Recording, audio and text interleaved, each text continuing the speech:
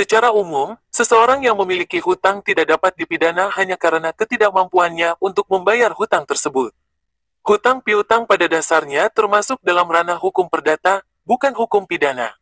Ini sesuai dengan pasal 19 ayat 2 Undang-Undang Nomor 39 Tahun 1999 tentang Hak Asasi Manusia, UU HAM, yang menyatakan bahwa tidak seorang pun atas putusan pengadilan boleh dipidana penjara atau kurungan berdasarkan atas alasan ketidakmampuan untuk memenuhi suatu kewajiban dalam perjanjian utang piutang. Namun, ada pengecualian di mana sengketa utang piutang dapat berujung pada ranah pidana, yaitu jika terdapat unsur-unsur tindak pidana di dalamnya, seperti 1. Penipuan, pasal 378 KUHP, seseorang dapat dipidana jika sejak awal memiliki niat buruk untuk tidak membayar hutang dan menggunakan tipu muslihat, rangkaian kebohongan, nama palsu, atau martabat palsu untuk mengelabui pemberi pinjaman agar menyerahkan uang atau barang. Pasal 378 KUHP berbunyi, barang siapa dengan maksud untuk menguntungkan diri sendiri atau orang lain secara melawan hukum, dengan memakai nama palsu atau martabat palsu, dengan tipu muslihat, ataupun rangkaian kebohongan, menggerakkan orang lain untuk menyerahkan barang sesuatu kepadanya, atau supaya memberi hutang maupun menghapuskan piutang, diancam karena penipuan dengan pidana penjara paling lama 4 tahun.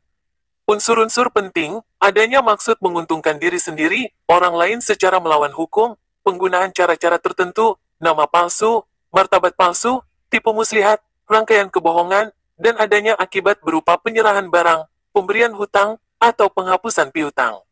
2. Penggelapan, pasal 372 KUHP, jika uang atau barang yang dipinjamkan kemudian digelapkan atau digunakan tidak sesuai dengan tujuan awal perjanjian, maka bisa masuk unsur penggelapan. Pasal 372 KUHP berbunyi, barang siapa dengan sengaja dan melawan hukum memiliki barang sesuatu yang seluruhnya atau sebagian adalah kepunyaan orang lain, tetapi yang ada dalam kekuasaannya bukan karena kejahatan, diancam karena penggelapan, dengan pidana penjara paling lama 4 tahun atau pidana denda paling banyak Rp900.000. 3. Penggunaan hutang sebagai mata pencarian, pasal 379 AKUHP, pasal ini mengkriminalisasi seseorang yang secara terus-menerus menggunakan hutang sebagai modus operandi untuk mencari nafkah, tanpa ada niat untuk membayar. Namun, pembuktiannya memerlukan bukti yang sangat kuat. Perbedaan mendasar antara perdata dan pidana dalam kasus hutang. Perdata, prestasi, terjadi jika debitur, pihak yang berhutang, tidak memenuhi kewajibannya sesuai perjanjian, ingkar janji. Penyelesaiannya adalah melalui gugatan perdata di pengadilan untuk menuntut pembayaran hutang, ganti rugi, atau pelaksanaan perjanjian.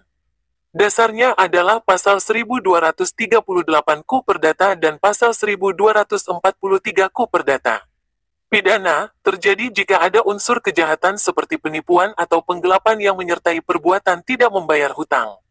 Niat jahat atau unsur pidana harus sudah ada sejak awal atau selama proses transaksi.